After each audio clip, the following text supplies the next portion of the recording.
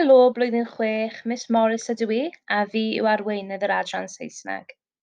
Rydym ni yn yr Adran Saesneg yn edrych ymlaen yn fawr at groesawu chi ym mis Medi, ond am nawr rydym yn edrych ymlaen at weld eich gwaith Bontio. I will turn to English now in order to explain your transition task. You're going to be writing a poem all about me, a poem all about yourselves, and you are going to be doing this through using metaphors. Now, I'm sure you already know what a metaphor is, trosiad in Welsh, but if not, like a simile, a metaphor compares two things, but it does it more directly without using as or like.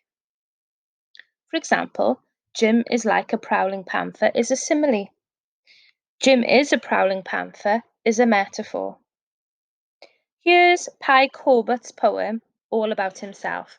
Pi Corbett is a Mercedes at top speed, an undiscovered planet, the first person to eat 3 shredded wheat and have room for more, cleverer than Einstein, a #1 hit record, a regular feature in the Guinness Book of Records, a stand-in for Harry Potter, a cut-glass chandelier, a member of the Magnificent Seven, the finest vintage wine, cooler than James Bond, and hotter than Vesuvius. You may already have some ideas about the sort of thing you wish to write, but if not, here's some ideas for you. Your favourite places, your favourite clothes, your favourite car. It's up to you what you include, as long as you're using them as metaphors. I had a go at writing one about myself. Miss Morris is. I'll allow you to read that.